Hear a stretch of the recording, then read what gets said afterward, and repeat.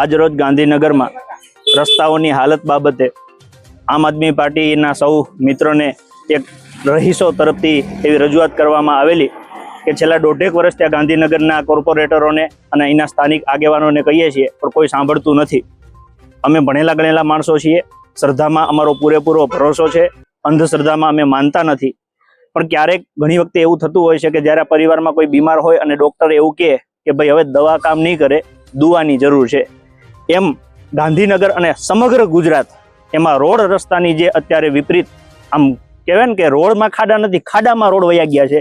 એવી પરિસ્થિતિમાં જ્યારે અમને એવું લાગે છે કે આ આખા ગુજરાતના જે રોડ રસ્તા છે એનામાં ભાજપની ભ્રષ્ટાચારની નજર લાગી છે. ભ્રષ્ટાચારની નજર એટલા માટે લાગી છે કેમ કે આજે ખાડા ગટરનું કામ ચાલતું હતું એમાં પૂરણ કરવા માટે મેટલની જગ્યાએ માટી નાખીને એમને ભરી દીધેલું. આ તો કુદરતના એવા આશીર્વાદ કે વરસાદ પડ્યો ને બધું બેહી ગયું ને આ ખાડા પડ્યા, આ ગોઠણ ખાડા છે. જો મારો પગ કેટલો વયો જાય છે, આ મારા ગોઠણ સુધીનો પગ અંદર વયો ગયો છે. આટલા ખાડા આખા રોડમાં પડ્યા છે, કોઈ અંદર પુરાણ કર્યું નથી. સ્થાનિકો બધાએ ખૂબ દુઃખી છે, રસ્તામાં ક્યાંય પગ મુકાય એવી જગ્યા નથી. ત્યારે આ ભાજપની ભ્રષ્ટાચારની જે નજર ગુજરાતની પ્રજા ઉપર, જનતા ઉપર લાગી છે એ ઉતારવા માટે અમે પ્રતિક રૂપી આ લીંબુ અને મરચા રૂપી આ નજર ઉતારવાનું કામ કરીએ છીએ. ગુજરાતની જનતાને એવું કહીએ છીએ કે તમે અત્યાર સુધી મીઠી નજર નાખી હશે પણ આ લોકોએ તમારા ઉપર માઠી નજર નાખી છે. ભય, ભૂખ અને ભ્રષ્ટાચાર છેલ્લા 35 વર્ષથી દીધું છે. હવે એમાંથી બહાર આપવા માટે આ વખતે મતદાન રૂપી મીઠી નજર આમ આદમી પાર્ટી તરફે રાખજો. અમારી પાસે અત્યારે પ્રતિકાત્મક વિરોધ કરવા સિવાય બીજો રસ્તો નથી. પણ જો અમે સત્તામાં બેઠા હોઈએ તો તમને ગેરંટી સાથે કહીએ છીએ કે આ અવસ્થામાંથી આમ આદમી પાર્ટી ગુજરાતને ચોક્કસ બહાર કાઢશે.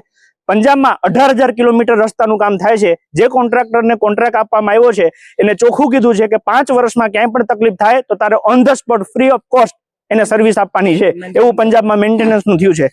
તો ગુજરાતમાં આપણા વડાપ્રધાન એવું કે છે કે રસ્તામાં સ્પેસ ટેકનોલોજીનો ઉપયોગ કરીએ છીએ.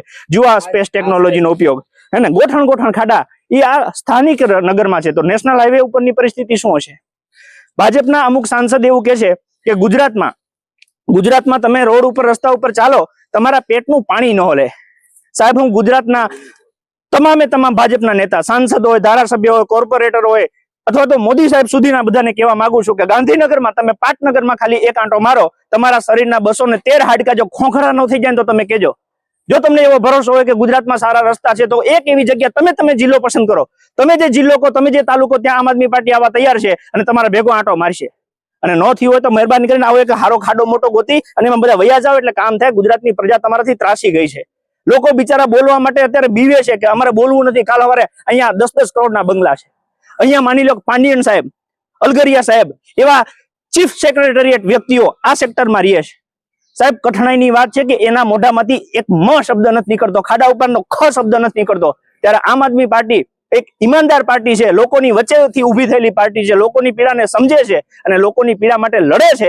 એટલે આજે અમે આ લીંબુ અને મરચા દ્વારા ભાજપની જે ભ્રષ્ટાચારની આ રોડના પૈસા ઉપર જે નજર લાગી છે એ નજર ઉતારવા માટેનો પ્રયત્ન કરીએ છીએ અને ગુજરાતની તમામ જનતાને અપીલ કરીએ છીએ કે તમારા આત્માને જગાડો અને આ ભ્રષ્ટાચારમાંથી બહાર આવો. બાકી આવતા સમયમાં તમને ઘરની બહાર નીકળવા નહીં દે એવી પરિસ્થિતિ ઊભી થશે.